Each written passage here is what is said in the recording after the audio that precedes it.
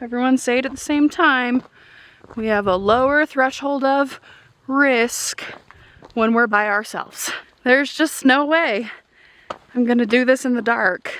I know that there are some exposed sections of this hike, and I know better. So let's just go back. I'm gonna have to sleep the night here, which I really didn't want to. I didn't want to get spooked. Yesterday, I went under anesthesia. As the medicine drifted into the IV, I started laughing and asked the anesthesiologist if anyone ever leaves their eyes open. Sometimes, he said. I told him that sometimes my sister sleeps with her eyes open. He wasn't listening.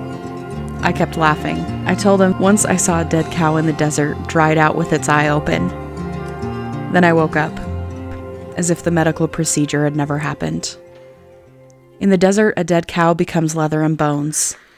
It's the kind of place you could die with your eyes open, and a few years later, someone might find you staring up into that blue western sky.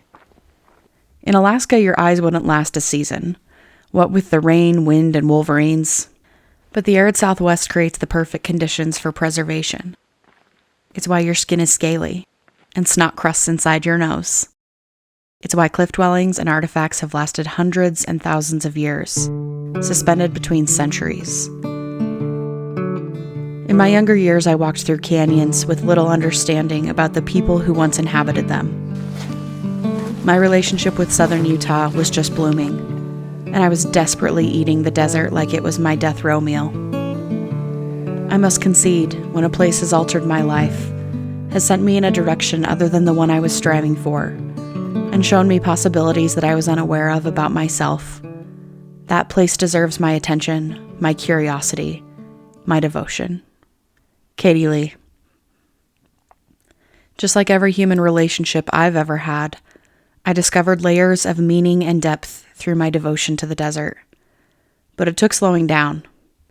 I needed to breathe between each bite, chew my cud, so to speak. As I've gotten older, my admiration and curiosity grew for the people who lived on this land, long before the United States was ever a nation. Now, my desert pilgrimages often revolve around visits to the dwellings of the Ancestral Puebloans. These places are still the sacred sites of their descendants. The modern Pueblo, Hopi, Zuni, Acoma, Laguna, and so many other tribes. Through my own evolving relationship with the desert of southern Utah, I've come to see ruins not as static artifacts of the past, but as the homes of people and stories. There are so many of us now that we threaten to devour the world with our touching. Starting with the things we adore most. At the same time, we obviously yearn for contact. And I fear what would happen if we were cut off from a distinctive, on-the-ground relationship with the past. Craig Childs, Finders Keepers.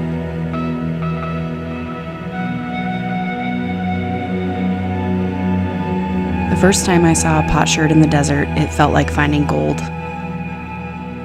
I thought the potsherds were nearly impossible to see in the wild these days, and in the near future, that will probably be true. I picked up the piece of grayware and turned it over. It looked similar to the pinch pots I'd made in high school ceramics, but obviously it was better rendered than anything I could produce. With my cell phone, I took a picture of the sherd in my palm, set it back in the dirt, and ran back to the rubber kayak I was borrowing. The group was passing around snacks while they waited for me on the San Juan River. Every morning we woke up to the screeching bellows of wild burros. Turkeys stalked the riverbanks like piddly velociraptors. We saw cliff dwellings, we waved at Kokopelli and bighorn sheep. Down in the canyon, I felt like my life was overlapping with the lives of the people who used to live in the dwellings. Of course, we were drinking beer at 10 a.m. and making Thai curry for dinner. But I had the feeling that we might float around a bend and run into the original homeowners. While Craig Childs' Finders Keepers has some controversial takes, he emphasizes that archaeology isn't about entering a dead past.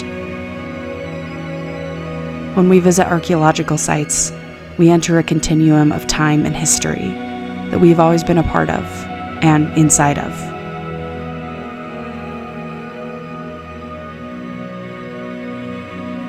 Down on the San Juan, I got a taste of the continuum.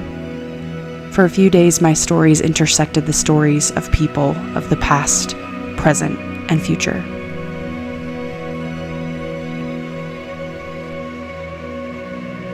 These places hold layers of lives, weather, and meaning. They hold moments of joy, struggle, survival, and humanity throughout time.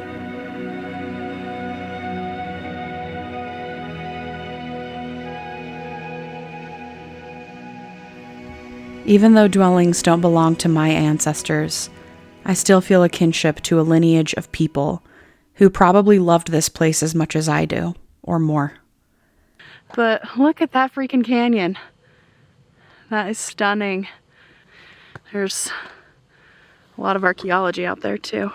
Maybe they woke up early, felt the pull of sandstone and sunrise. Maybe they sang into the walls to hear their own echoes bouncing back. Maybe they pushed too hard through their own injuries. In a place where time is preserved, we can follow the footsteps of dinosaurs to ancient dwellings. We sleep under anthropomorphs who have watched us for centuries, and inevitably, we leave our own legacies behind. Ruins remind us that we are not explorers or discoverers, but simply visitors walking through layers of the past, present, and future, all at the same time.